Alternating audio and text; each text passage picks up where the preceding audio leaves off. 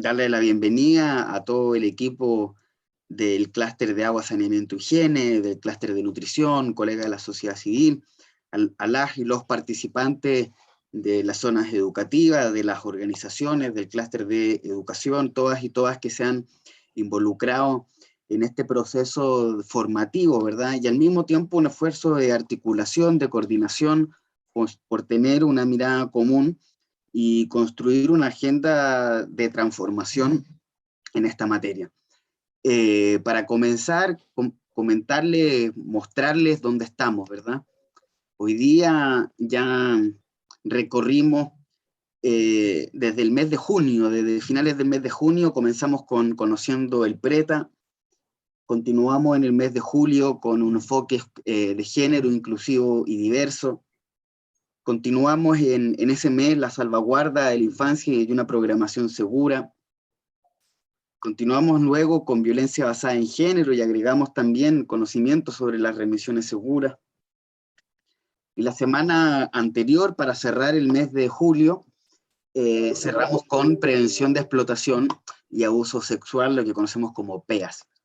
A lo largo de todo este proceso hemos conocido colegas de distintas organizaciones, de distintas secciones, de distintos sectores, de distintas zonas del país que nos han acompañado a precisamente cómo repensarnos y repensarnos todas, todos y todes en este gran proceso de transformación que es no solamente de las políticas públicas, sino también cultural, ¿verdad? Y hoy día creo que llegamos a un momento súper interesante, muy importante para nosotros también desde el sector educativo, porque demuestra un trabajo que hemos venido tejiendo o articulando con otros sectores, como el sector de agua, saneamiento, higiene y el sector de nutrición, liderado acá por David y por Carol, con quien hemos venido haciendo el esfuerzo de intentar mirar los problemas desde todos los puntos de vista, ¿verdad? Para asegurar precisamente una programación integral. Y hoy día nos tocó participar hace unos meses, ¿no, David? En la Semana Mundial, una actividad súper interesante que organizaron los colegas en torno al tema de la higiene menstrual y que nos pareció de suma relevancia que este tema estuviese también en este esfuerzo formativo que estamos pensando entre todos y todas. Entonces hoy día llegamos a este momento. La próxima semana ya llegamos a la semana de cierre y al mismo tiempo vamos a compartir le vamos a dedicar la mitad de la jornada a una presentación, a formarnos en torno al tema de la diversidad, que fue, digamos, un tema que lo tratamos de manera transversal, pero que nos dimos cuenta posteriormente que debiésemos darle un espacio por sí mismo, ¿verdad? Y nos va a acompañar las colegas de la Organización Venezuela Igualitaria, a quien agradecemos que se han sumado también a este pequeño esfuerzo, y que este esfuerzo, quiero cerrar con esto, tiene un cierre.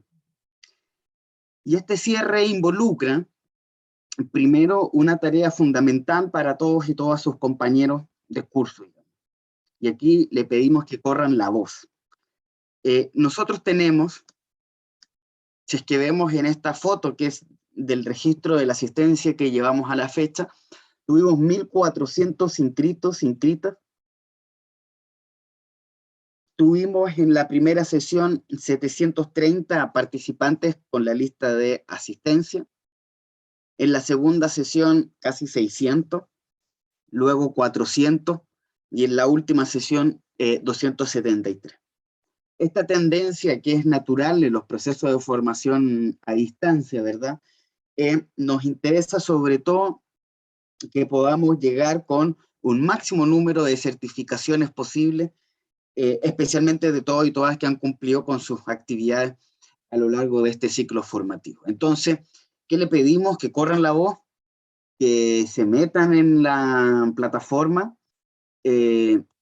Para todos quienes tengan dudas, por favor, escríbanos por correo, háganos saber ahora también sus dudas.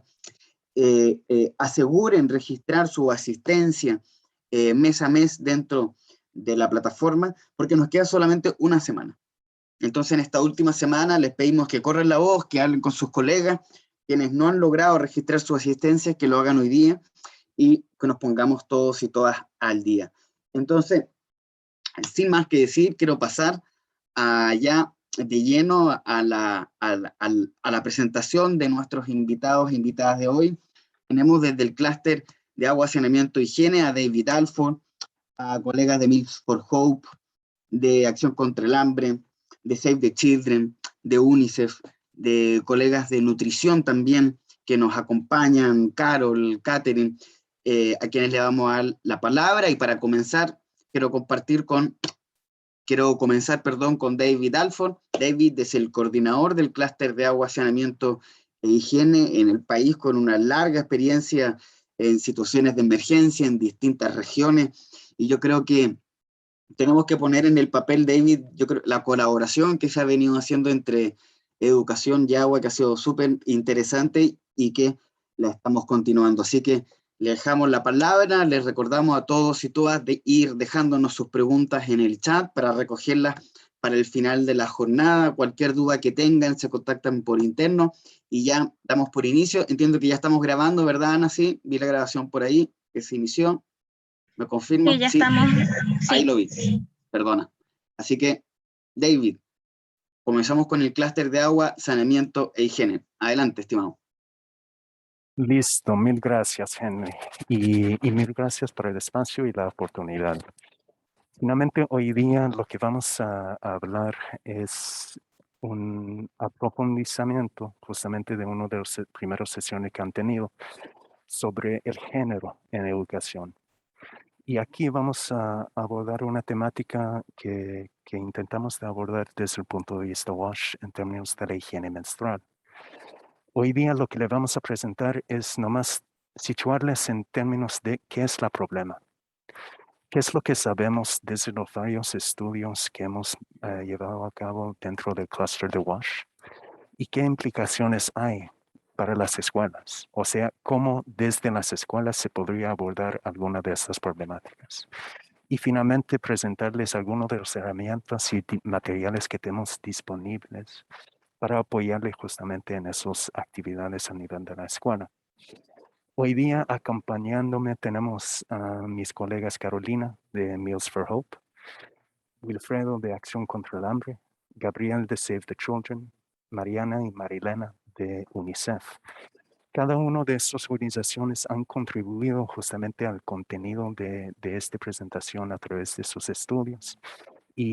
O si no, tienen varios distintos materiales y quizá vale la pena destacar que hay otras organizaciones que no están aquí, pero que sí han contribuido.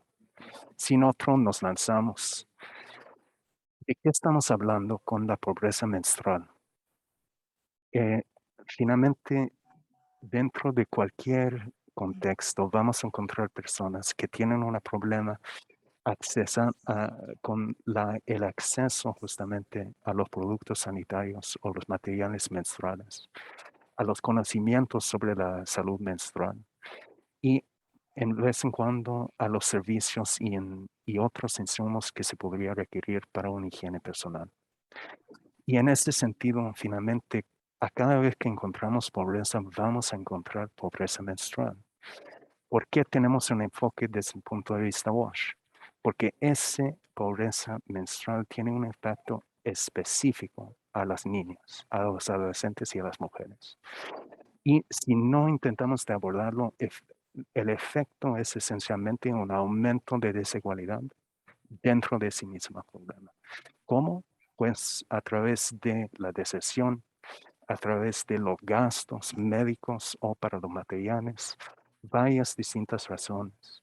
Pero finalmente eso hace que estamos viviendo en una situación donde finalmente la menstruación es un privilegio y no debería ser. En ese sentido, ahorita voy a pasar la palabra a Carolina para que nos expone justamente los estudios que tenemos desde Cluster WASH. Hola, sí. Primero, hablando un poco de lo que es la construcción cultural de la menstruación, en nuestras sociedades, a pesar de esto ser un ciclo natural, que es parte de ser mujer, tener la menstruación, La construcción cultural presenta la menstruación como algo sucio, oscuro, algo de lo que nos tenemos que avergonzar, que no se habla, que se esconde. Y al verse de esa forma, como algo sucio, de una u otra manera se está diciendo que la mujer también lo es. Existen muchísimos mitos y tabúes alrededor de la menstruación, y desde pequeñas nos enseñan, y seguro que ustedes han escuchado algunas de estas cosas, que no podemos bañarnos, mojarnos el pelo, mojarnos los pies, comer cítricos porque se corta la menstruación, tomar agua fría, comer ciertas cosas como cambur, mango con sal, que están ricos. También si se nos pasma una torta es porque tenemos la regla, no podemos tener relaciones sexuales, y ni cargar peso, ni hacer actividades, ni jugar, ni correr. Entonces todas estas son ideas falsas que limitan realmente a la mujer durante su periodo menstrual, y eso pasa de generación en generación, de comunidad en comunidad. Revisamos en las comunidades algunos de los productos que existen para gestionar la menstruación, no sé si se ve bien la tabla, tratando de ver cuáles conocen, cuáles están disponibles y cuáles usan. Entonces, a nivel de conocimiento, vemos que el rosado es lo que no conocen, el rojo rosado más oscuro, ni los tampones ni las toallas reusables, y mucho menos la copa menstrual es muy conocida. La más conocida es la toalla desechable, y así todo tenemos casi un 18% que prácticamente no conoce eso tampoco para gestionar su menstruación. Sí. En relación al uso, esto se repite, por supuesto, ninguna de los tres últimos, las toallas reusables, tampón o copa menstrual, son muy usadas, pero incluso la toalla desechable, que se conoce un poco más, casi llega al 40% la que no lo están usando. A nivel general, vemos que lo que se usan son alternativas caseras, un 53% nos está saliendo que usan alternativas caseras, y de esas a nivel rural el 61% usa alternativas caseras. De esas alternativas hechas en casa, que después veremos de qué se tratan, es mayoritario las mujeres mayores las que los usan, y las niñas y jóvenes hasta 19 años, aunque es alto porque es un 43%, lo usan en menos frecuencia. Esto nos parece decir, y nos lo han comentado las mujeres, que cuando hay dinero en la casa y se compra alguna toalla desechable, se le da a la niña o a la joven de la casa, más que a la mujer adulta. Entre las cosas que se usan tenemos ropa vieja, medias viejas, trapos, material vegetal, que son hojas del campo, bolsas de papel o plástico, incluso cartones de huevo y bolsas de cemento usadas, con todo lo que eso significa. El problema fundamental para que eso esté pasando no es de disponibilidad, hay acceso, como vemos en la barra rosada, es que están disponibles, pero no se pueden comprar. Entonces, más del 80 y pico % está diciendo, esto es muy caro, muy costoso y no lo podemos comprar. El gasto promedio se ha estimado en 6.6 dólares por ciclo menstrual. Lo que nos dice la gente es: mi familia de bajos recursos, no hay para toallas, el dinero solo nos alcanza para la comida. Esto tiene como consecuencia también que más del 80% nos está diciendo que siente temor o vergüenza de mancharse por no estar bien protegida, porque no tenemos los recursos, los insumos para eso. Se quedan, no van a la escuela, no van al trabajo, se quedan en la casa, e inclusive se han quedado en el cuarto varios días sin salir porque tienen familiares varones y no quieren exponerse manchadas, ¿no? Entonces es una limitación fuerte para lo que son las niñas, jóvenes y mujeres, que se quedan en casa y pierden esos días de su vida encerradas. Por otro lado, estas soluciones caseras y la falta de higiene por otras razones están ocasionando infecciones vaginales y de orina, y nos estaba dando más del 40% con ese tipo de infecciones.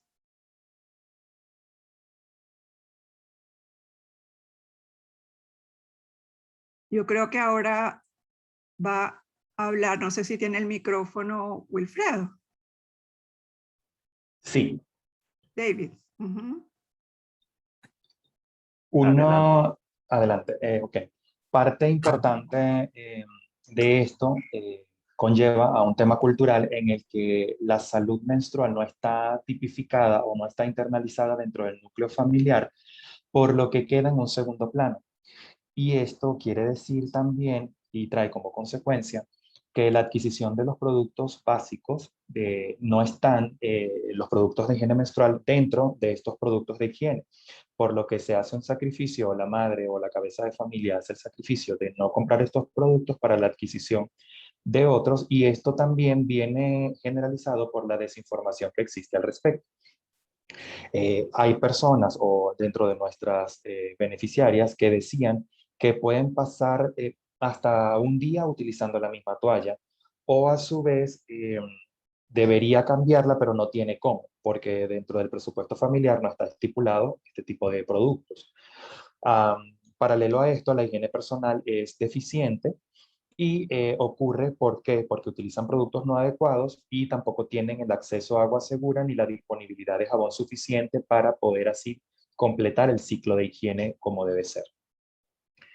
Por otro lado, existe una barrera socioeconómica a nivel educativo, donde no existe una educación sexual lo suficientemente robusta en las escuelas, y también existe desinformación generalizada y tabúes que rodean a la menstruación. Y socioculturalmente, se debe cambiar ese software que tienen estas mujeres sobre las creencias falsas de la menstruación y todo lo mal asociado para con esta. Y existe una construcción social sobre que la mujer debe tener vergüenza por algo que es netamente natural, lo cual debe desconstruirse. Y económicamente, en las familias, todos sabemos, los sueldos bajos, por lo que la adquisición de productos de higiene personal son muy costosos para ellos, y también, por ende, los de higiene menstrual para poder llevar una salud menstrual lo suficientemente adecuada y digna. Otra de las barreras es la poca asistencia escolar cuando las niñas tienen el periodo, o incluso las profesoras, personal de mantenimiento, por lo cual interrumpen todas sus labores para poder quedarse en casa producto de la falta de productos de higiene menstrual. Y que las escuelas no están equipadas porque no tienen suficiente agua, no tienen suficientes duchas, no tienen papel, no tienen jabón, por lo que las niñas y mujeres prefieren quedarse en casa antes de pasar vergüenza en público o en medio de la clase. Se estima que aproximadamente un 10% de estas faltas ocurre por falta de agua segura, productos de higiene, así como también la existencia de una cultura de vergüenza hacia las personas o hacia las mujeres que tienen el ciclo menstrual. Por otro lado, en nuestro caso, dentro de Acción contra el Hambre, hemos tenido dentro de nuestras encuestadas, tenemos unas encuestas CAP y PDM, en el que existe un 32% de ausencia en las escuelas producto de la falta de agua segura, y un 80% de falta de asistencia de estas beneficiadas en el momento que tienen el periodo, para no sentir vergüenza ni pasar problemas. Entonces, nuestro enfoque es más educativo para poder desmitificar esto y otorgar la facilidad de productos de higiene menstrual reutilizables, o la copa, para que de esta manera puedan continuar con sus labores y ser 100% productivas. Parte de esto radica también en que al no tener accesos y no tener la suficiente educación, pasan por este tipo de problemas, y es nuestra misión, nuestro labor y nuestro trabajo coayudar para que esto no pueda seguir pasando, y darles todas las herramientas necesarias para que continúen con una vida normal en el transcurso de su periodo menstrual. Gracias, Wilfredo. Continúo partiendo entonces de lo expuesto por Carolina y por Wilfredo, y colocando a la escuela como catalizadores de la acción en el manejo de la higiene menstrual. ¿Qué podemos hacer nosotros desde las escuelas para abordar el tema? Justamente es normalizar la menstruación en la vida escolar a través de algunas implicaciones, como lo son la educación e intercambios de conocimientos del proceso de menstruación y de las opciones disponibles para el manejo de la higiene menstrual de forma sostenible y sana. en cierta medida, garantizar materiales para el manejo menstrual adecuados, aceptables y asequibles para evitar la deserción de las más vulnerables. Buscar en la medida de nuestras posibilidades el acceso a instalaciones, espacios e insumos adecuados que permitan a las mujeres y niñas cambiar y o desechar los materiales menstruales. También es importantísimo el soporte comunitario y político en la búsqueda de cierre de brechas y para también derrumbar barreras que existan sobre el tema y también generar garantías en que las acciones sean sostenibles y escalables, ¿no? Acá nosotros tenemos diferentes grados de responsabilidad, cada uno nosotros los actores que influyen en las escuelas, tenemos a los estudiantes, docentes, personal, madres, padres, cuidadores, representantes en general, la misma comunidad, autoridades, prestadores de servicios, la misma sociedad civil, el mismo sector privado, todos nosotros influimos en las garantías de esta acción en las escuelas, ¿sí? Ahora bien, si colocamos esto y lo traducimos en acciones, ¿qué podemos hacer de forma sencilla, de forma inmediata en las escuelas? Justamente, por lo menos, cosas muy sencillas. Buscar garantizar de que los baños puedan estar diferenciados por género y señalados justamente para el uso de cada uno, así como separar los baños que son para el personal y para los estudiantes. Poder proveer información, medios visuales para informar sobre el tema, por lo menos en las instalaciones sanitarias, contar con pasadores a los interiores de los cubículos para garantizar cierta privacidad y seguridad, señalizaciones, contar en los baños medidas para colocar las pertenencias de forma higiénica mientras que se está en ellos, contar con iluminación dentro y fuera de las instalaciones sanitarias, que dentro de los mismos cubículos idealmente cuenten con agua de fácil acceso para que las niñas y mujeres puedan lavarse y cambiarse el material menstrual.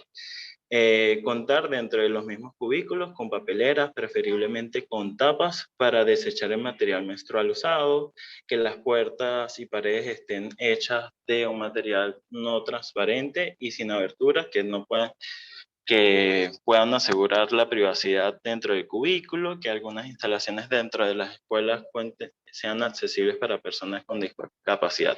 Esto entra dentro de lo esencial, ¿no? Que sería poder garantizar dentro de nuestras escuelas instalaciones sanitarias amigables para las mujeres y niñas. Por otra parte, también podemos buscar el acceso a suministros de manejo de higiene menstrual, como son los productos menstruales, el jabón, el agua, etc.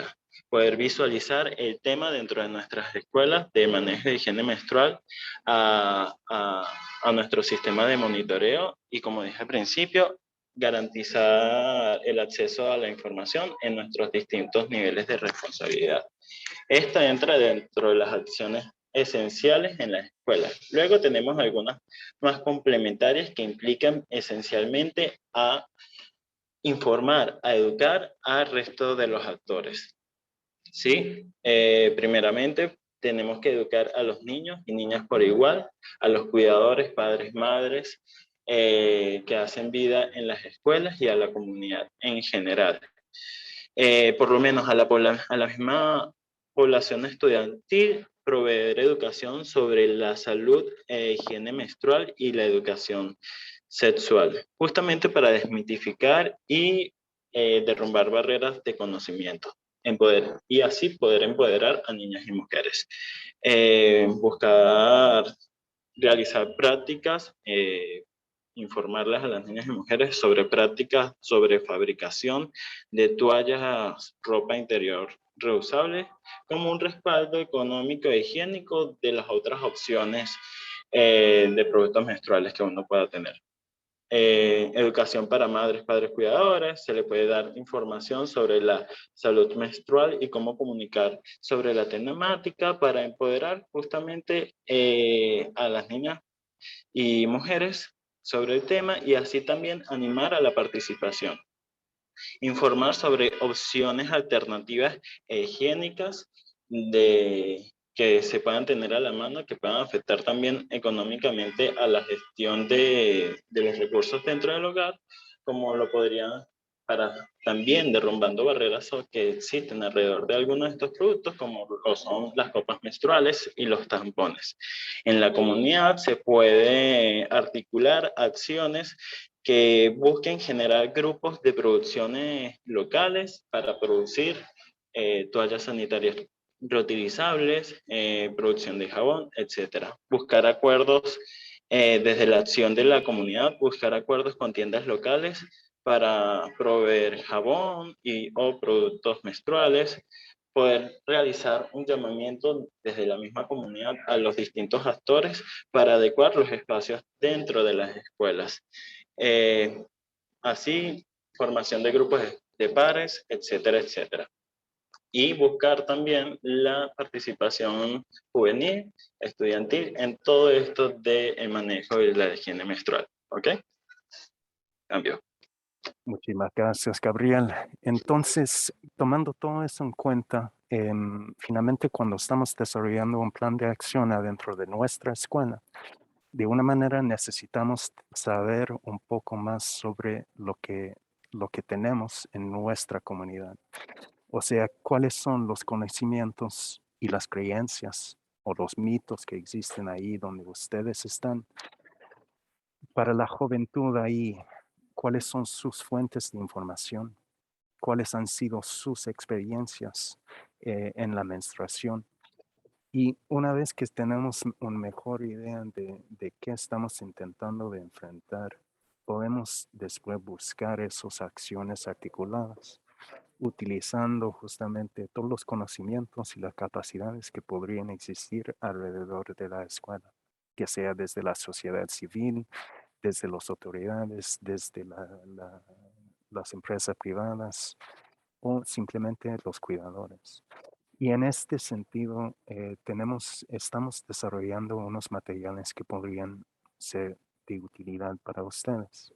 Ahorita voy a pasar la palabra a nuestros colegas de UNICEF, que creo que van a presentar directamente el manual y explicarles un poco mejor qué tenemos ahí en el Padlet como recursos de esta sesión. Sin otro, paso la palabra y la pantalla a Mariana y Marilena.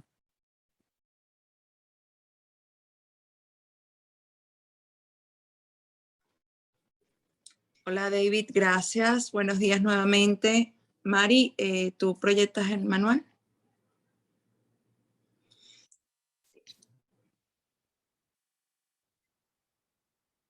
Gracias. Muy bien. Esto que están viendo en pantalla es un manual de promoción de higiene menstrual creado justamente para promotores comunitarios y en este caso para docentes y escuelas.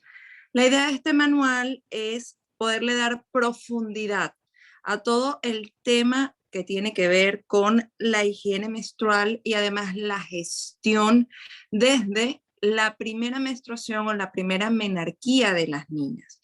Este fue un manual que fue creado en respuesta a las diferentes ONGs que acompañan a UNICEF y que el 28 de mayo, que fue el Día Mundial de la Higiene Menstrual, en la agrupación de recursos y de esfuerzos conjuntos que hicimos junto con todas estas ONGs, nos dimos cuenta que habían ciertos vacíos de información o en su efecto que habían diferentes, vamos a llamarlo temas para tratar uno u otro momento de la higiene menstrual.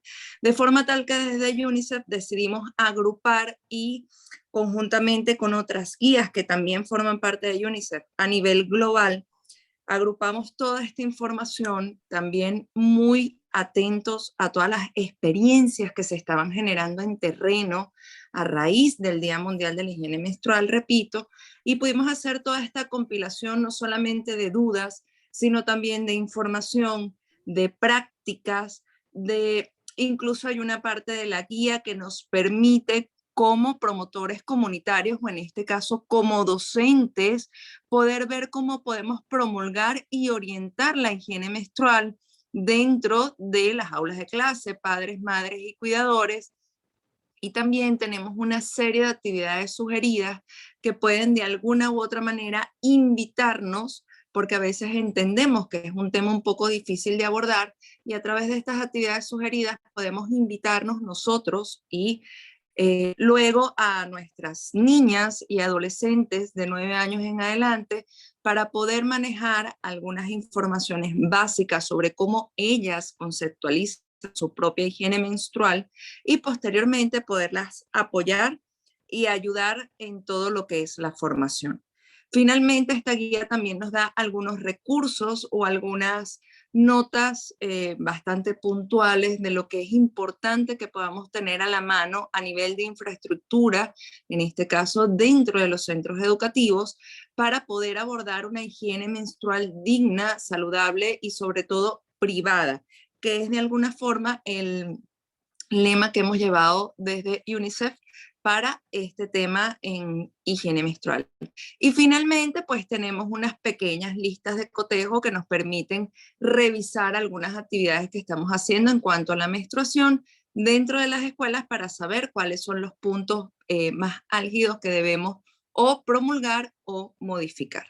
Y bueno, esta guía está en fase de diseño, ya está bastante adelantada y esperamos muy pronto, cuestión de días, poder ponerla a la disposición de todos ustedes para que formen parte de un complemento genial a nivel de trabajo. Ahora, bueno, le dejo el pase a mi compañera Mariana Andrade y muchísimas gracias a todos. Cambio. Gracias, Marilena. Bueno, complementando un poco este material en el que estamos trabajando desde UNICEF, que ha sido el producto del trabajo del equipo de agua, higiene y saneamiento, comunicación para el desarrollo, el clúster de ASH. También queremos complementar toda esta información a través de un compilado de guías y de materiales que hicimos aquí está, que hicimos por la higiene menstrual. Entonces, estos materiales y estas guías las compartimos en el Padlet, como bien decía Henry. Yo voy a decir muy someramente de qué se tratan. Tenemos guías de Colombia, que es esta primerita, tenemos una guía de Bolivia, tenemos un compilado de guías de México, y tenemos un material que ya ha hecho UNICEF anteriormente, que hemos llevado a cabo, una para promotores comunitarios. Tenemos un flyer también que utilizamos para la entrega de kits de higiene menstrual, y también tenemos GIF, que es una herramienta que nos permite utilizarla por WhatsApp, ¿no? A nivel digital. Igualmente hay un material de Meet for Hope, que es la elaboración de toallas sanitarias reutilizables, que de verdad está muy completo, y después posteriormente cómo se utiliza, cómo se lavan estas toallas desechables. Entonces, bueno, les recomendamos por lo menos estas guías porque también habla de salud sexual y reproductiva, están complementadas con mensajes muy poderosos para la juventud, y también abarcan muchos mitos sobre la menstruación. Entonces, bueno, tienen reflexiones sobre la identidad de género, y vale la pena que como docentes puedan revisar todo este material y lo puedan utilizar. Cambio. Excelente, muchísimas gracias. Y si me permitirían nomás, sí, regresar a esta presentación, simplemente para cerrar mencionando que finalmente hay varias organizaciones que son expertas en la temática con quien hemos trabajado desde el sector de agua, saneamiento y higiene, y que también justamente adentro del Cluster WASH tienen a su disposición a varias organizaciones que tienen mucha experiencia, o sea en la región, o sea en el país, apoyando al servicio de agua, saneamiento y higiene en las escuelas. Y aquí nuestro sitio web, donde se puede encontrar un poco más de información sobre las actividades que nosotros llevamos a cabo. Con eso, muchísimas gracias a todos los panelistas que han contribuido a esta presentación. Muchísimas gracias a ustedes por su participación. Y pasamos la palabra de regreso a los colegas de educación. Henry, cambio. Yo creo que sumarme a las palabras de los colegas en el chat, fue una excelente presentación, muy dinámica. Agradecerle a David, a Carolina, a Wilfredo, a Gabriel, a Marilena, a Mariana. Creo que todos los recursos son de suma importancia, como está planteando Nauri y Ana en el chat. Todos los materiales los estamos compartiendo. Cuando tengamos la versión final de la guía que ha presentado los colegas de UNICEF, seguramente la podemos compartir en el grupo, pensar en un lanzamiento, pensar en una actividad. Yo creo que lo más interesante es, creo que de la presentación de los colegas y las colegas, es que tenemos una agenda de trabajo clara, ¿verdad? No solamente tenemos un diagnóstico crítico, que lo sabemos, existe, faltan recursos, hay limitaciones, hay transformaciones culturales que debemos hacer, cambio a nivel de política pública, cambio a nivel de los programas formativos con los docentes. O sea, hay toda una agenda de trabajo que creo que las colegas y los colegas del clúster de agua, saneamiento y higiene lo han compartido de manera súper completa. De verdad, yo les agradezco. Les pido si es que se pueden quedar con nosotros unos minutos más. Hay varias preguntas en el chat ya, cómo abordar esto como docente, cómo buscar alternativas, ¿verdad? Le quiero invitar ahora para que precisamente cerremos con un diálogo integral entre todos, desde todos los puntos de vista, ¿verdad? Quiero invitar a las colegas también ahora del clúster de nutrición. Ya estamos en 118 participantes, muy contentos con la participación de todos. Entonces, le damos el pase a Carol y a Caterina, que nos van a compartir también cómo abordar, ¿verdad?, desde la mirada de nutrición, esta temática y los ejes comunes que tenemos de trabajo con el sector de educación. Adelante, Carol, y muchas gracias. Hola, muchas gracias, Henry, y buenos días a todos. Yo, me presento, soy Carol Ramírez, yo soy la coordinadora del Clúster Nacional de Nutrición de Venezuela. Y esta mañana me acompaña mi colega, Caterina Guerra, que, no sé, Caterina, si quieres presentarte tú misma, adelante. Sí, hola, ¿cómo están? Pues mi nombre es Caterina Guerra, represento la Fundación de Derechos Humanos, lo que tiene que ver con centros comunitarios y comedores en zonas vulnerables. Y pues este espacio creo que es propicio para generar un diálogo, y si tienen algunas inquietudes, pues bueno, es preciso para aclarar esas inquietudes en el tema de seguridad alimentaria y nutrición. Gracias, Caterina. Entonces, para empezar, vamos a hablar un poco de lo que son esos riesgos de protección asociados a la seguridad alimentaria y a la nutrición, ¿cierto? Entonces, para empezar, me gustaría como aterrizar y contextualizar un poco de qué es seguridad alimentaria, qué es nutrición, porque tal vez muchos de los que están presentes no estén familiarizados con estos términos. A veces podemos dar también a confusión, porque tendemos a relacionar estos dos términos como lo mismo, y si bien son complementarios y uno está directamente afectado por el otro, no son lo mismo. Entonces, solamente una contextualización rápida. Desde la seguridad alimentaria, efectivamente es ese acceso a alimentos, pero no se restringe únicamente a eso, ¿no? La seguridad alimentaria va mucho más allá. También, como ven aquí en la presentación, habla de tener estos alimentos disponibles, por supuesto, al consumo de las personas y las comunidades. También involucra la seguridad alimentaria, tener los medios de adquirir estos alimentos, ¿cierto? Los medios de vida, los medios de producción, el acceso a créditos, a semillas, a tecnología para la producción de estos alimentos y para su consumo. Involucra también que esos alimentos sean suficientes, sean nutritivos, sean inocuos. Y por supuesto que el acceso a estos alimentos, que es el último punto que involucra la seguridad alimentaria, es que esos alimentos, el acceso a estos alimentos sea estable, ¿no? Incluso en periodos, por ejemplo, de sequía, que tengamos opciones para tener acceso u otras formas de alimentación, pero que siempre esté garantizado ese acceso a alimentos. Esa es la seguridad alimentaria, ¿cierto? Y bueno, aquí hay una frase muy completa que es de FAO, que dice: la seguridad alimentaria se consigue cuando todas las personas en todo momento tienen acceso físico y económico a suficiente alimento, seguro y nutritivo, para satisfacer sus necesidades alimenticias y sus preferencias. No solamente alimento de consumir por consumir, sino que también sea de su preferencia, con el objetivo de llevar una vida activa y sana, ¿ok? Y desde el sector de la nutrición se busca es reducir ese impacto de la falta de acceso a esos alimentos, ¿no? O de esa inseguridad alimentaria.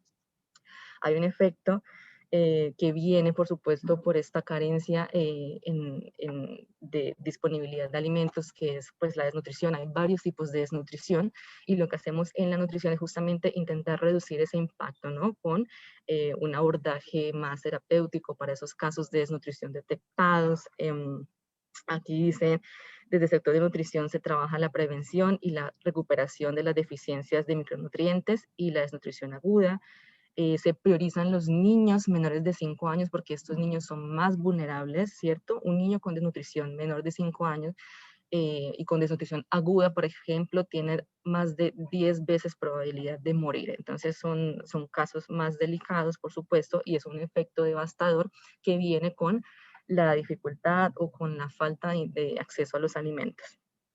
También se priorizan en este sector de nutrición las mujeres embarazadas y en periodo de lactancia, por su vulnerabilidad y porque de una mala alimentación a una mujer embarazada que está en el periodo, ¿cierto?, de gestación, pues puede tener un impacto en el niño que nace con una desnutrición crónica. La desnutrición crónica se inicia desde el embarazo, por eso es importantísimo cuidar la alimentación de las embarazadas. Entonces, habiendo dado como esta distinción en qué es seguridad alimentaria, con el acceso a alimentos, la garantía del acceso a alimentos, y la nutrición, que es como esta parte más de recuperación de deficiencias nutricionales, pues quisiera dar ya como un contexto de cómo estamos en Latinoamérica y cómo estamos en Venezuela. He traído fuentes de varias organizaciones, entre agencias de las Naciones Unidas y otras organizaciones de la sociedad civil. Tenemos aquí que dice: en contextos de pandemia, la situación de acceso a los alimentos es especialmente grave para la seguridad alimentaria de los países con mayores niveles de pobreza, ya que el ingreso, la mayor parte del ingreso se destina a la compra de alimentos y no, por ejemplo, a actividades de inversión que generen más retorno, sino que se destina principalmente a alimentos. Y esto hace que eventualmente, pues por supuesto, el nivel de ahorro o de dinero disponible en las familias disminuya, y una consecuencia de esto es que, por supuesto, también disminuyamos nuestro acceso a los alimentos. ¿Ok? La situación de seguridad alimentaria es especialmente vulnerable en las áreas rurales y en los grupos que ustedes ven aquí a la derecha, que son madres en edad fértil, recién nacidos, niñas, niños y jóvenes que han dejado de participar en los programas de alimentación escolar, son especialmente vulnerables, y adultos mayores con dificultades de acceso físico a los puntos de venta de alimentos y trabajadores informales o temporales, ¿no? Que por la situación no han podido generar ingresos, no han podido realizar de nuevo su inserción laboral. Aquí abajito rápidamente un cuadro, eso lo extrajimos de la FAO, ¿cierto? Una publicación, y muestra a Venezuela en la columna de impacto alto, ¿cierto? Esto muestra el riesgo de la pandemia de COVID sobre los sistemas alimentarios, ¿no? El grado de exposición a la que están los países, y como podemos ver, Venezuela está en un grado alto, ¿no? Aquí está información rápidamente sobre los niveles de inseguridad alimentaria. Esto es de la encuesta en COVID, ¿cierto? Bueno, para quien no tiene conocimiento, la encuesta en COVID es sobre las condiciones de vida, es un trabajo conjunto de varias universidades, de la Universidad Andrés Bello, la Universidad Central de Venezuela, y han tenido esta publicación, un estudio de 2019 y 2020. Entonces vemos que hay unos niveles de inseguridad alimentaria que afecta a todos los hogares, ¿cierto? Especialmente a los hogares con mayor vulnerabilidad económica. Entonces tenemos que en 2018 el 25% de los hogares sufrían inseguridad alimentaria leve, ¿cierto? En 2019, en 2020, alrededor del 25% de los hogares están sufriendo ese tipo de inseguridad alimentaria, ¿no? Están siendo impactados. Inseguridad alimentaria moderada ya sube a 31%, 36%, 41% de los hogares en 2020. Y por último, la inseguridad alimentaria severa, que está también en alrededor del 30%, 33%, ¿no? De los hogares encuestados. Y dice, en 2018, de cada 10 hogares, solamente uno podía categorizarse como con seguridad alimentaria, sin seguridad alimentaria, perdón. Y en 2020 habría solamente 3% de los hogares en esta condición, ¿no? Que se consideraron en la entrevista como que cuentan con seguridad alimentaria o que no tienen inseguridad alimentaria. Ok, de cada 4 hogares, en al menos uno hay inseguridad alimentaria severa, porque ocurre la angustia por la falta de alimentos, con el hecho de que hay menos recursos para atender cantidad y calidad dietaria. Ok. Aquí tenemos datos de nutrición, específicamente también extraídos de COVID. Bueno, hay varios tipos de desnutrición, ¿no? Entonces está la desnutrición donde el peso del niño no corresponde, o la niña no corresponde a la edad que tiene, ¿cierto? Y esto se conoce como desnutrición global, ¿cierto? Que podemos ver los porcentajes, la desnutrición global del 8% para Venezuela, niños en riesgo de esta desnutrición están el 21% y los niños en su mayoría normal 71%. Dice 8%, que corresponde a 166,000 niños menores de 5 años, califican como desnutridos desde el indicador peso para la edad, ¿ok? Y podemos ver aquí los porcentajes a nivel latinoamericano de nivel de desnutrición global, ¿no? Que es el peso para la edad. Y aquí tenemos ese tipo de desnutrición que es la altura para la edad o también conocido como desnutrición crónica, que es lo que les venía diciendo. La desnutrición crónica empieza desde el embarazo, una mala alimentación de la madre embarazada, ¿cierto? De la mujer embarazada, va a generar, y si esto es recurrente, va a generar con que el niño ya nazca con ciertas deficiencias. La desnutrición crónica es especialmente delicada porque no tiene tratamiento. Si no se trabaja en los primeros 2 años de vida, 5 años de vida, es muy difícil que los efectos de la desnutrición crónica se reviertan. Por eso es vital una buena alimentación en estos niños, en este grupo etario, porque son especialmente vulnerables. Los efectos de la desnutrición crónica no solamente en su delgadez, ¿cierto? La desnutrición crónica también puede afectar cognitivamente a un niño. Entonces, en futuro, el proceso del aprendizaje se va a ver afectado. Y con eso el proceso, por ejemplo, de la inserción laboral de esta persona va a ser afectado por el resto de su vida. Y esto, por supuesto, podría condenarlo a una vida de pobreza. Por eso es tan importante desde el embarazo cuidar la alimentación de una madre y en los primeros 2 años de vida también es crucial. Vemos los porcentajes de los niños, 30% con desnutrición crónica, 28% en riesgo de esta desnutrición, los porcentajes comparados a nivel latinoamericano, ¿cierto? Vemos que, por ejemplo, bueno, está alrededor de un 13%, Perú, Colombia, pero también Guatemala y Venezuela están por encima del 20%, así como Haití. Y por último, para terminar esa parte de contextualización y pasar a la parte de los riesgos, ¿cierto? De protección asociadas con esta falta de alimentos o con esta inseguridad alimentaria en niños, niñas y adolescentes, tenemos aquí la desnutrición aguda, ¿cierto? Que es la más grave, es el tipo más grave de desnutrición, es un tipo de desnutrición que requiere intervención médica urgente, ¿cierto? Tratamiento urgente. Un niño, como les comentaba al inicio, un niño con desnutrición aguda tiene hasta de 3 a 10 veces más riesgo de morir. Entonces, y esto se manifiesta con diferentes, signos clínicos, la delgadez evidente, pero también la deshidratación, la aparición de edemas, que son esta acumulación de líquidos debajo del tejido de la piel, donde ustedes hacen una presión y el huequito se queda. Son varios signos que nos indican que hay una desnutrición aguda, que es el tipo más grave de desnutrición. Y bueno, en Venezuela más o menos esos datos son tomados de UNICEF. Estos datos muestran que más o menos alrededor del 5% de los niños a los que se les realiza ese tamizaje nutricional o este despistaje, la medición antropométrica, han presentado este tipo de desnutrición. ¿Ok? Y para diciembre de 2020, esos datos son de 2020, la desnutrición aguda en Venezuela se localizaba en casi el 6%. O sea, ¿qué son estos datos, no? Es un dato que si bien por supuesto, hay países con peores situaciones como Yemen, países también africanos. La situación de Venezuela no está tan agravada como esos países, pero sí pone al país en una situación de alerta, ¿ok? Entonces, bueno, por supuesto hay una intervención detrás de todo esto para contrarrestar estos efectos. Y aquí este estudio de CODES, ¿cierto? 2019, también algunos de ustedes tienen conocimiento sobre este estudio sobre seguridad alimentaria.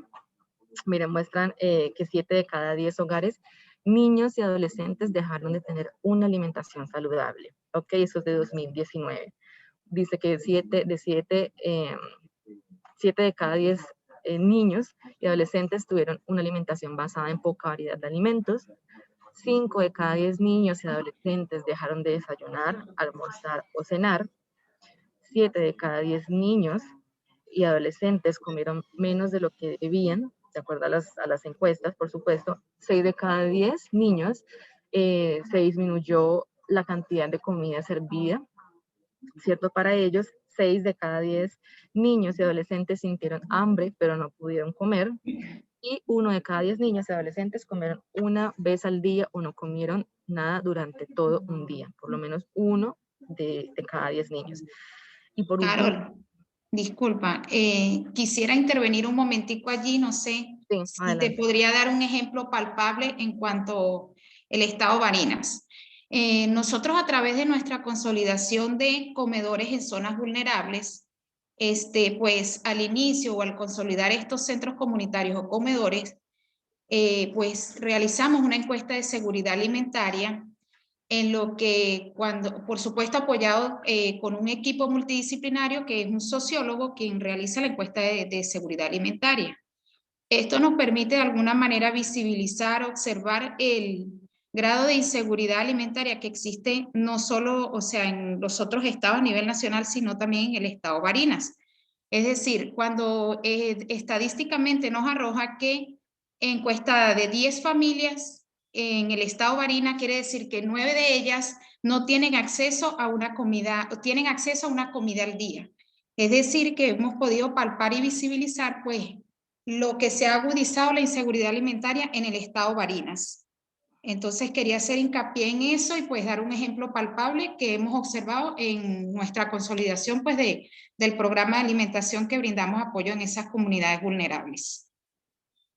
No sé si continúas. Gracias, Caterina. No, solamente mencionar la última parte, que esta afectación de inseguridad alimentaria no solamente tiene efectos, por supuesto, como venimos mencionando, en la parte física, sino también que afecta la parte cognitiva y en la salud mental, ¿no? En América Latina, la prevalencia de inseguridad alimentaria afecta un poco más a las mujeres que a los hombres. Hay un estudio, de ese mismo estudio de CODES, en el Hospital Universitario de Maracaibo, que mostró que más de la mitad de las mujeres madres de niños, ¿cierto?, que asistían al hospital, sufrían, bueno, tenían como ansiedad por este efecto de la inseguridad alimentaria, ¿no? Por no tener acceso a alimentos, no tener con qué alimentar a sus niños, y por supuesto esto trae un montón de consecuencias cuando hablamos ya de ámbitos psicológicos, de estrés, de afectar nuestra parte también social. Entonces, bueno, solamente queríamos como traer ese contexto y doy la palabra para que continúes, Caterina. Gracias, cambio. Bueno, anexo a la información que dice Carol, pues creo que es competente pues resaltar que en Venezuela pues se ha agudizado un poco más la inseguridad alimentaria pues debido a factores económicos como son la elasticidad de los ingresos, es decir, pues la mayoría hoy en día de familias o jefes de hogares pues no tienen acceso a un ingreso mensual. Y la demanda de los alimentos, que es lo que tiene que ver con un control de precios. Creo que eso es importante, pues, manifestar y hacer hincapié en esto, que eso coayuda, pues, a la inseguridad alimentaria que está arrojando en estos momentos a Venezuela. Anexo a eso, no sé si me pasas, Caro, por favor, la diapositiva siguiente, que tiene que ver con riesgos de protección en la seguridad alimentaria de niños y niñas y adolescentes.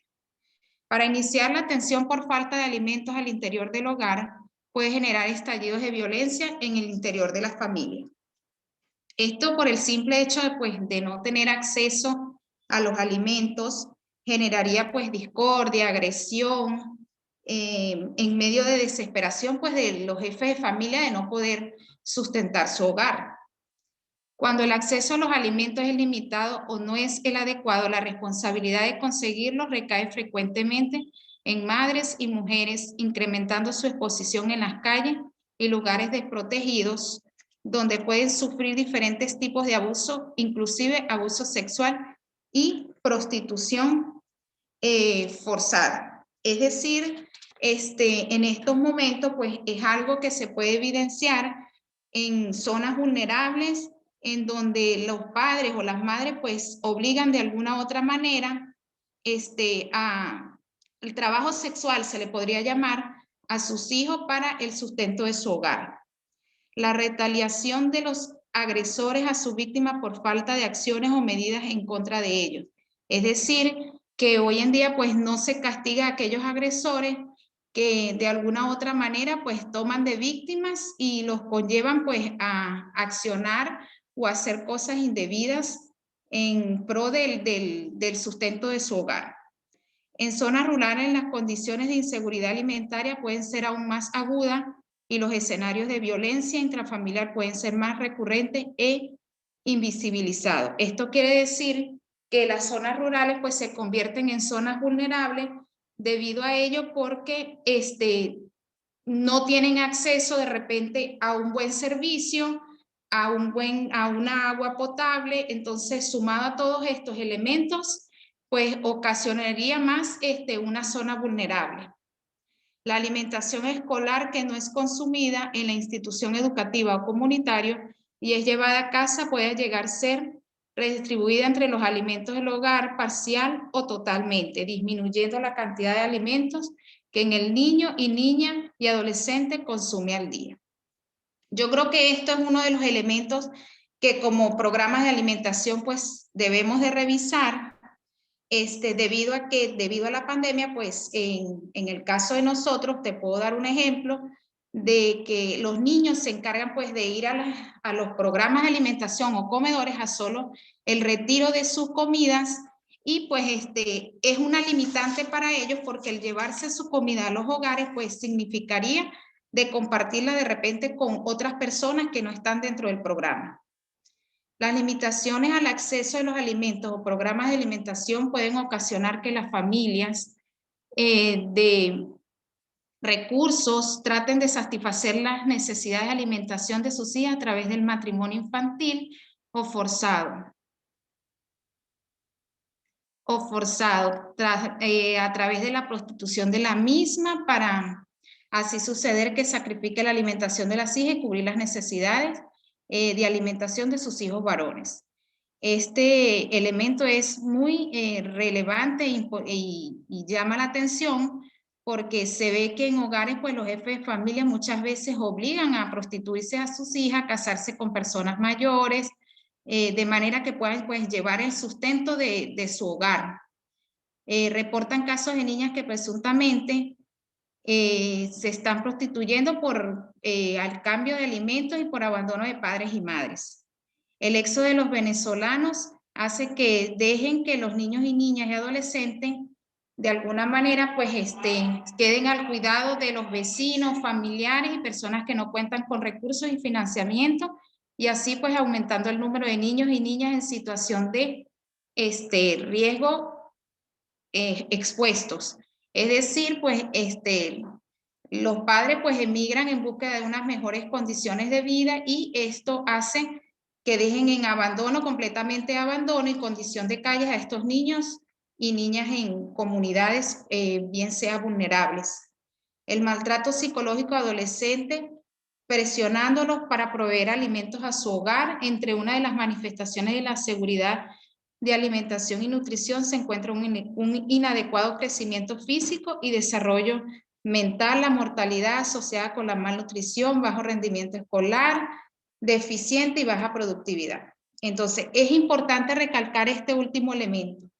La desnutrición no solamente nos afecta de manera física, sino que también pues, repercute de alguna otra manera en los estados de ánimo, en el desarrollo físico, emocional y por supuesto en el rendimiento escolar.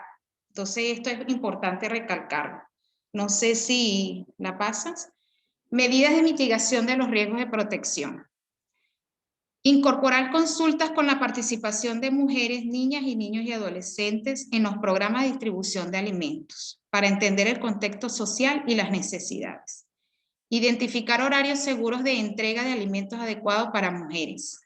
Identificar puntos seguros de entrega de alimentos y a distancias seguras, entendiendo que los hogares, preferiblemente pues casa por casa. Estos tres elementos pues sumados a que estamos viviendo un contexto de pandemia y pues para resguardar pues de alguna otra manera la seguridad y la integridad de las personas que hacen vida y permiten el desenvolvimiento pues en los programas de alimentación.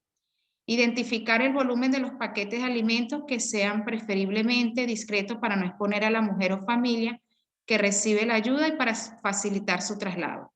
En este caso es muy bueno este elemento, aplicarlo en las medidas de mitigación en este contexto de pandemia, ya que normalmente pues deberían utilizar pues envases que les permitan de alguna u otra manera el movilizarse o el trasladarse a su casa pues que sea de una manera segura. Garantizar el acceso a servicios de nutrición y de alimentos seguros, apropiados y adecuados a las niñas y niños de todas las edades, especialmente a niñas y adolescentes embarazadas y lactantes y a familias encabezadas por adolescentes. Creo que en nuestro programa de alimentación, siempre estos casos, lo que es niñas, niños y adolescentes y mujeres embarazadas, pues se les brinda apoyo porque ante una sociedad son las personas que tienen más riesgo de vulnerabilidad. Desarrollar sistemas que aseguren que los hogares encabezados por adolescentes o que los niños en hogares de acogida reciban la alimentación y los suplementos necesarios.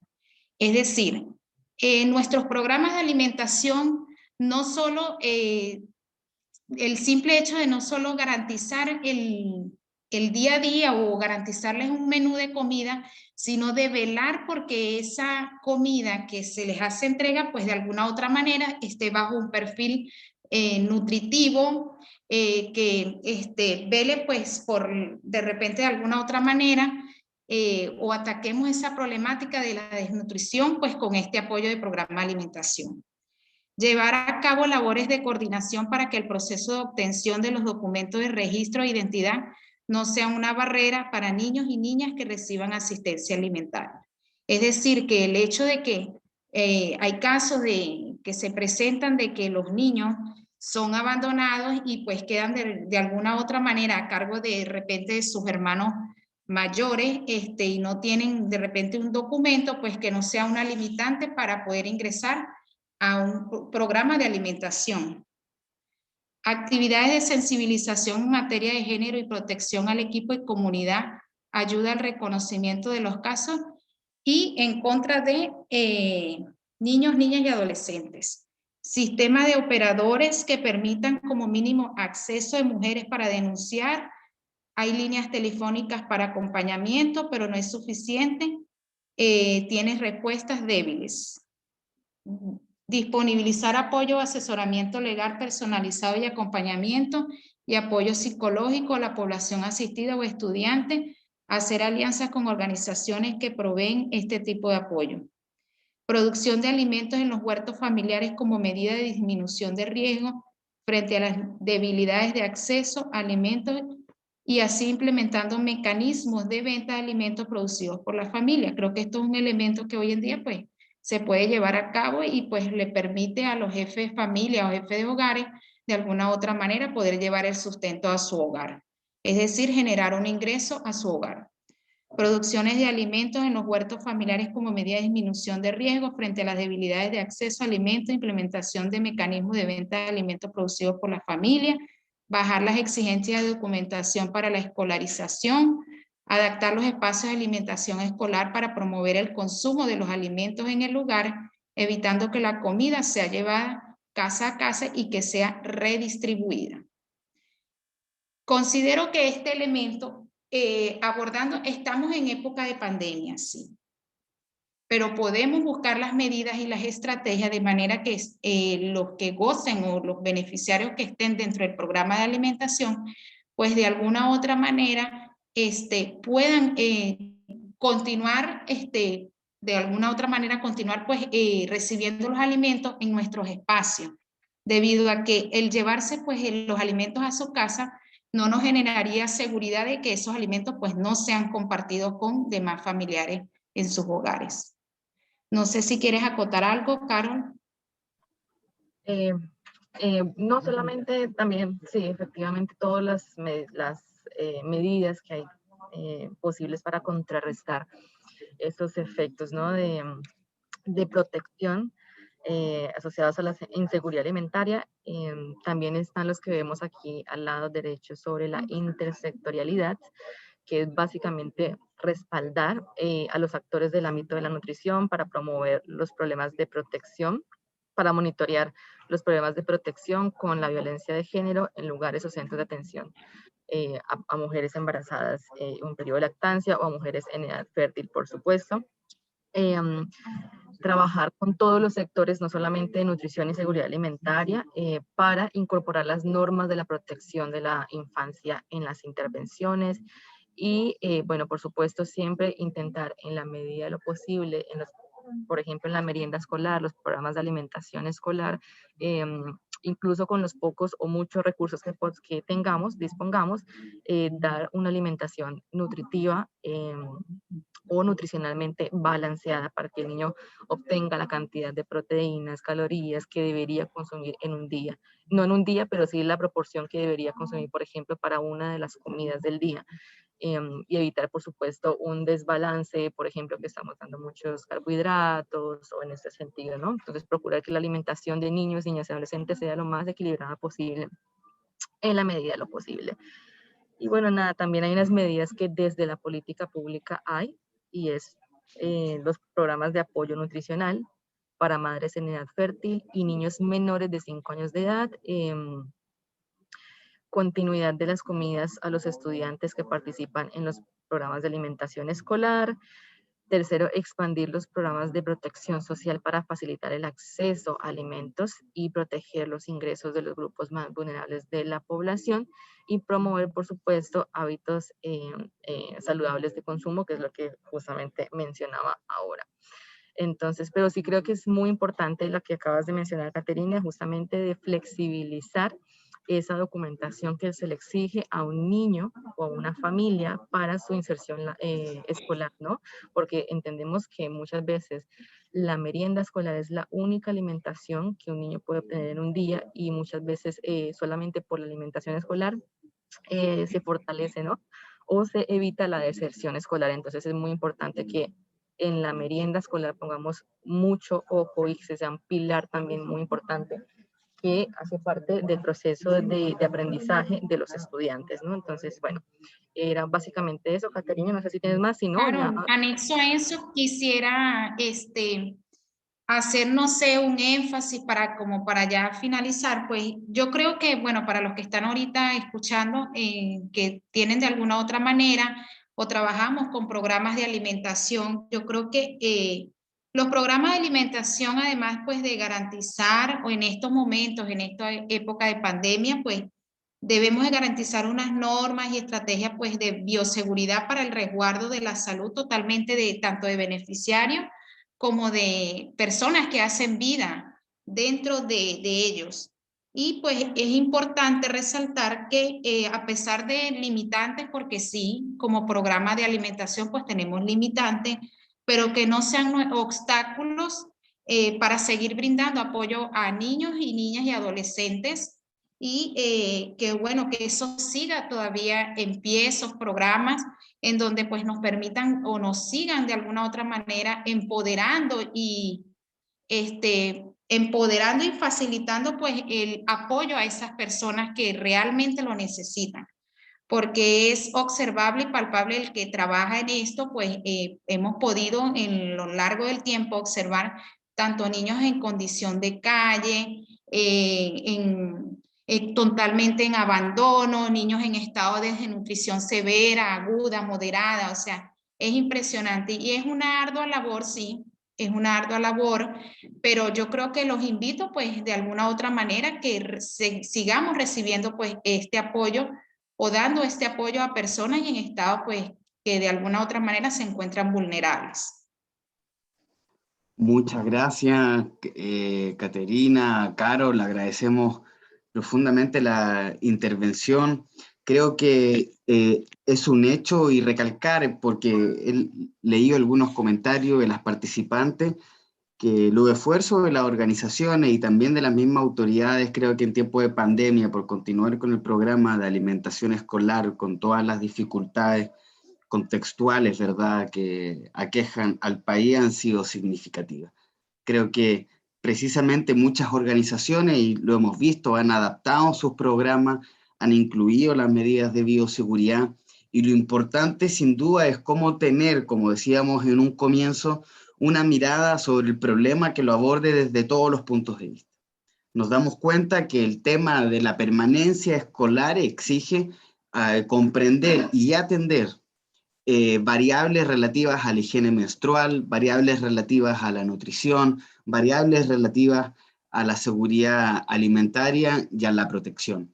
Entonces creo que es un todo altamente complejo que tenemos que abordar precisamente de manera técnica, con una perspectiva integral. Y en ese sentido hay una serie de preguntas, no sé si me quieren ayudar las colegas, veo acá primero, bueno, cómo redoblamos los esfuerzos por abrir el tema y la formación en torno a la higiene menstrual, cuál es el rol de los maestros, de las maestras. No sé, Carol, me hace un favor si podrían dejar de compartir la pantalla. ¿Qué podemos hacer precisamente para abrir el tema de la higiene menstrual, como nos han planteado los colegas del clúster de agua, saneamiento e higiene? ¿Cómo redoblamos los esfuerzos en materia de alimentación escolar, vinculándolo con las capacidades productivas locales, con los conucos, con las huertas comunitarias, ¿verdad? No sé si Naurí o Ana me quieren ayudar con las preguntas. Quien tenga más preguntas también, por favor, que las pueda poner en el chat. Algunos han pedido el contacto para realizar talleres en materia de educación integral en sexualidad, específicamente en materia de abuso. No sé, María Isabel, si quieres compartir tu contacto en el chat para los participantes. Naurí, Ana, no sé si me ayudan a leer algunas preguntas para los colegas de los clústeres. Sí, en primer lugar, buenísimo que nos hayan solicitado este apoyo en materia de educación sexual integral. Esto fue, bueno, así abrimos justamente, así inició esta jornada formativa, así que estoy segura que María Isabel podrá facilitarnos alguna información vinculada a algún equipo técnico que pueda apoyar al profe Pedro Castillo, que nos solicita esa información. Entonces, profe Pedro, si quieres te lo mandamos por el chat privado, algún contacto que que María Isabel pueda facilitarte respecto a este tema. Bueno, preguntas frecuentes de las personas que asisten el día de hoy a nuestra jornada tiene que ver fundamentalmente con esas condiciones particulares en las que están algunas escuelas a nivel nacional. Sabemos que, pues, por supuesto, la gestión de la higiene menstrual implica también una necesidad de infraestructura. Entonces, muchísimas personas nos han comentado sobre esas dificultades que ven evidenciadas en la infraestructura escolar. Sin embargo, bueno, pues por supuesto el llamado siempre es al trabajo de difusión de información, de sensibilización, como lo comentaban nuestras compañeras panelistas a lo largo de toda la jornada.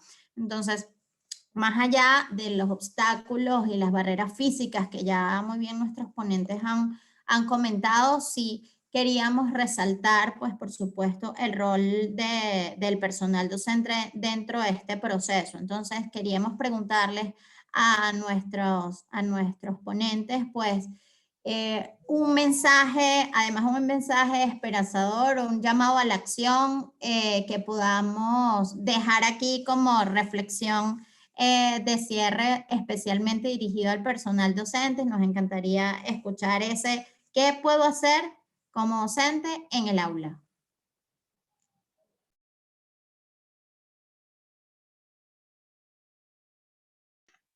No sé si quiere comenzar David o las colegas de UNICEF que nos compartieron la guía, o quien estime, por favor, adelante.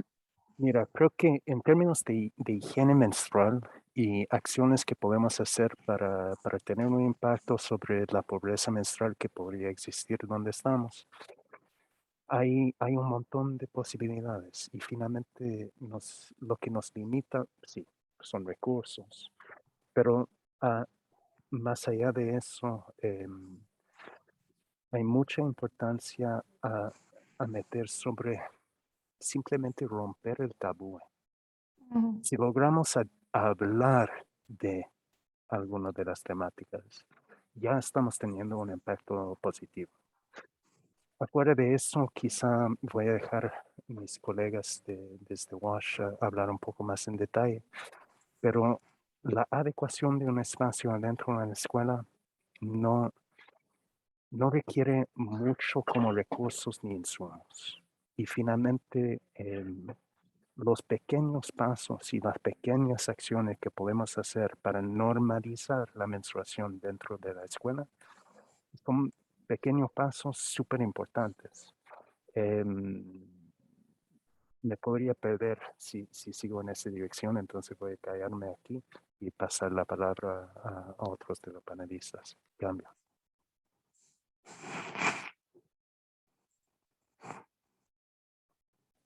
Adelante, Wilfredo. Sí, las inversiones en adecuación de infraestructura de agua, saneamiento y higiene en los centros educativos son bastante económicas, pero más allá de eso está la estrategia de sostenibilidad y de salida que debe ir amarrada con un comité o un grupo en el colegio o de profesores que coayude en la utilización de estas infraestructuras de manera sostenible y que a su vez esté amarrada con la educación de los estudiantes para el mantenimiento de esas infraestructuras y que a su vez exista una cadena de apoyo que venga desde la dirección hasta todos los docentes en pro de mantener esas infraestructuras que a su vez le puedan servir a estos niños y niñas en las escuelas. Por ejemplo, la educación en materia de salud debe ser preponderante, así como también la educación sexual de una manera consciente y de una forma amarrada a la educación para la salud, para que la higiene menstrual sea tratada de la mejor manera posible bajo los parámetros culturales y educativos en función del grado de educación al cual se quiere impartir. Y apoyada siempre con personal médico que pueda brindar el mejor soporte y que los temas sean abordados de la mejor manera posible y también involucrar a la comunidad. También. ¿Algún otro? Yo quería comentar, Adelante, por favor. Reforzar un poquito lo que David venía diciendo, de que en las escuelas el generar espacios seguros, se hable con respeto sobre la menstruación, sobre lo que pasan las niñas, espacios donde niños y niñas y jóvenes puedan compartir eso, ayuda muchísimo no solamente a desmitificar toda esa cantidad de tabúes y mitos que existen alrededor de la menstruación, volverlo normal, visibilizarlo, que es algo natural en las niñas en este caso, sino también a evitar una cosa que está pasando, que nos salió mucho en las encuestas que realizamos, que es la burla que tienen cuando se manchan. O sea, ahí muchas dejan de ir a la escuela por la vergüenza, pero también hay toda como una cultura de meterse con eso. Entonces, yo creo que ya eso es una ganancia enorme, porque lo que nos dimos cuenta que era, aparte de la parte económica, aparte de los recursos para los insumos, la parte educativa era central en lo de la higiene menstrual. No solamente saber cómo lavarse, sino esos mitos y esas cosas que arrastramos y que están generando desigualdad. Eso es lo que quería decir, espacios seguros, con respeto, con confianza, donde se trate el tema. Gracias. Muchas gracias. Gabriel, ¿quieres mencionar algo? Adelante, Sí, por favor. acá yo les haría como el llamado a los docentes de que lo que ellos pueden hacer es primeramente educarse, visibilizar el tema, participar en acciones y ser gestores de la misma acción y ser constantes en las actividades. Solo así se pueden lograr cambios a futuro. Cambios. Henry, Adelante. les quería comentar que estuve leyendo entre las preguntas y hay muchas dudas que no sé si del equipo de WASH nos puedan ayudar a aclarar un poco con respecto al tema de las toallas de tela, con respecto a la higiene, si se pueden utilizar, qué recomendaciones. Yo creo que sería muy importante porque incluso dado que se ha vuelto una alternativa por los altos costos de las toallas sanitarias, sería como que fino tener algunas recomendaciones generales con respecto a las toallas de tela, que es una pregunta recurrente. Cambio. Y Henry, si me permite, antes de pasar la palabra a Marilena y Wilfredo, simplemente Adelante, de David. destacar algunos materiales que tenemos en el Padlet, donde hay uno que está enfocado sobre cómo mantener, limpiar y lavar justamente los toallas reusables. Y otro que está enfocado en los materiales y telas que se puede usar para distintas capas en una toalla reusable. Y con eso paso a Wilfredo y Marilena. Cambio.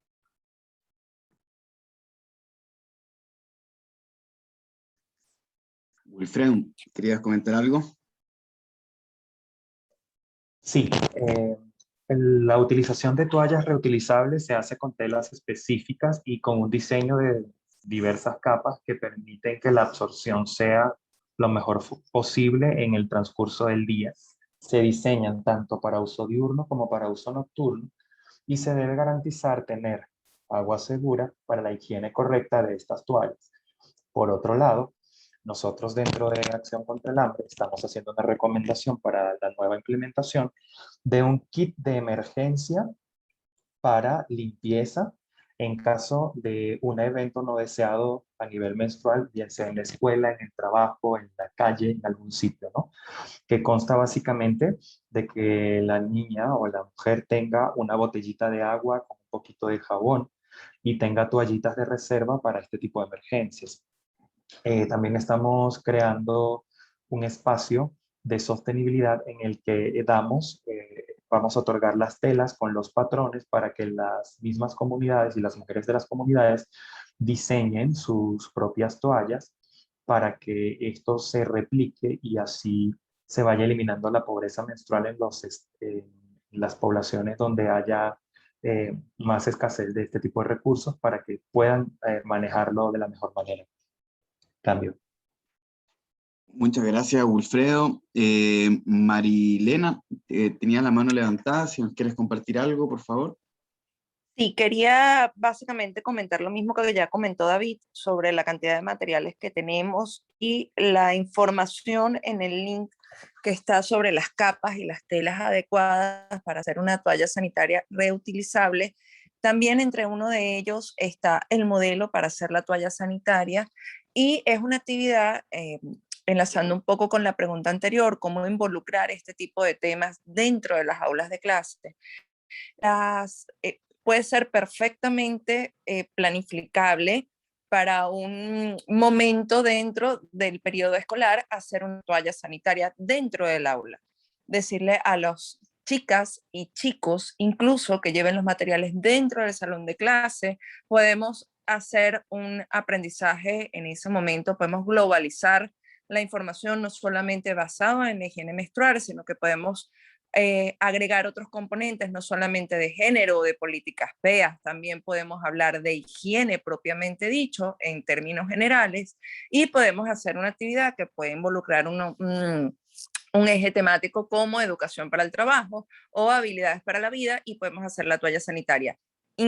Repito, niñas y niños, porque resulta que estos niños tienen mamás, tienen hermanas, tienen primas, tienen tías, entonces es también sensibilizar un poco, no solamente desde la posición de que es la mujer la que tiene la menstruación, sino que el hombre también está involucrado, porque dentro de su aspecto familiar y vivencial existen mujeres a las que le viene la menstruación, involucrando un poco también a los chamos en esta práctica, pues también sensibilizamos un poco el tema no solamente de la empatía, bajar un poco el nivel de burla, desmitificar un poco los mitos, valga la redundancia, sino también los estamos a ellos sensibilizando para un ambiente más respetuoso y mejor incluso para su futura convivencia el día que tengan una pareja o tengan una hija.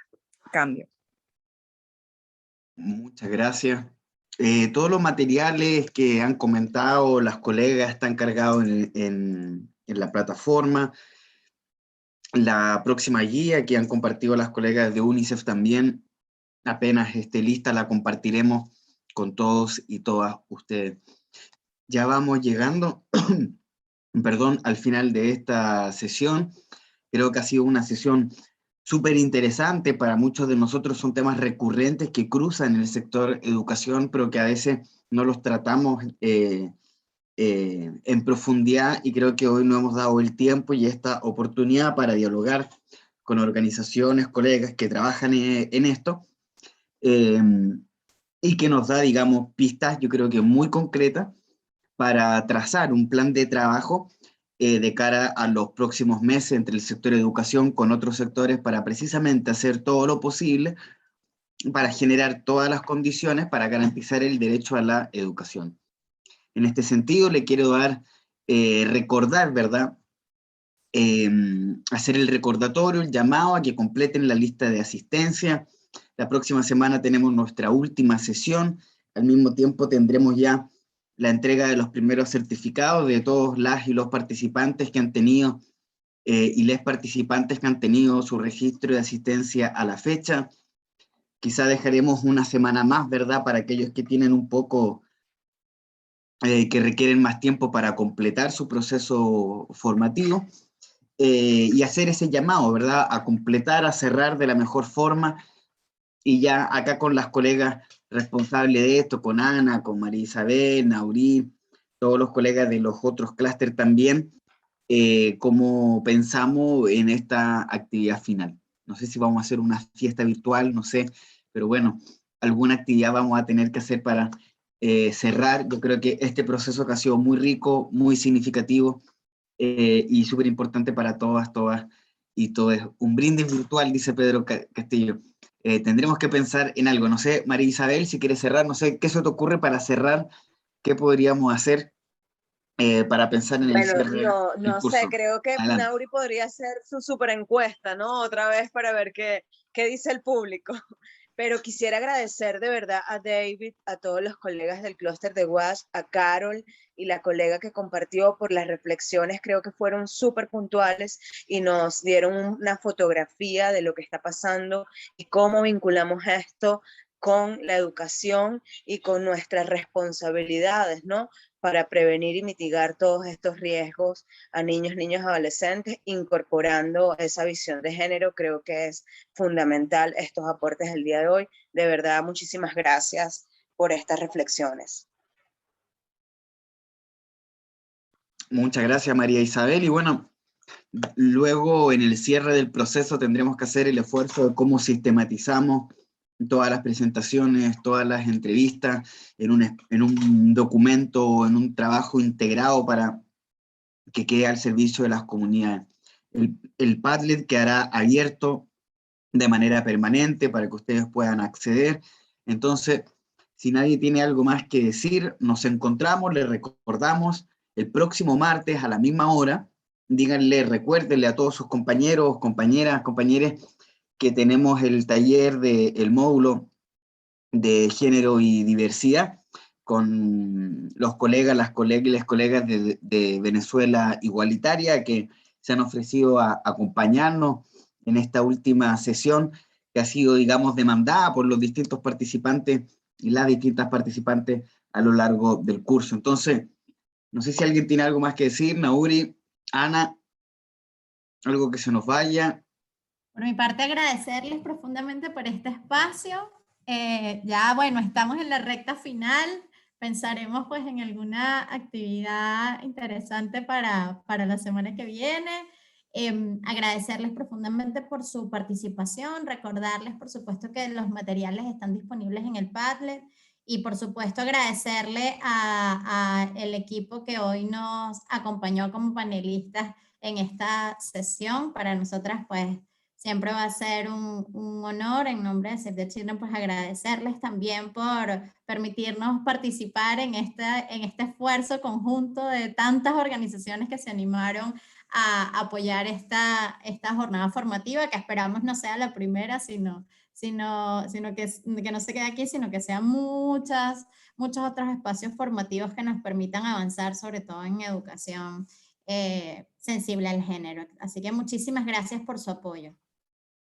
Queridas, Ana, no sé si alguien quiere agregar algo, que no suene como una despedida porque nos encontramos el próximo martes, a la misma hora, en el mismo canal, entregando la certificación de todos y todas quienes al momento han logrado registrar su participación. Me gustaría que pusieran en práctica, precisamente ese es el esfuerzo, saludarles, que tengan todo buen día nuevamente, agradecerle al coordinador del clúster de ADS, David Alford, a la coordinadora del clúster de nutrición, Carol Ramírez, a todas las organizaciones que se han hecho presentes hoy día, de la sociedad civil, de Naciones Unidas, en este esfuerzo. Así que un abrazo gigante y nos encontramos el próximo martes en el cierre de este excelente curso diseñado por todos y todas en el Interclúster, junto a la sociedad civil, con participación del Ministerio de Educación, de las autoridades y de todo y todo. Así que agradecerles a todos y nos encontramos el próximo martes. Chao. Gracias, Henry.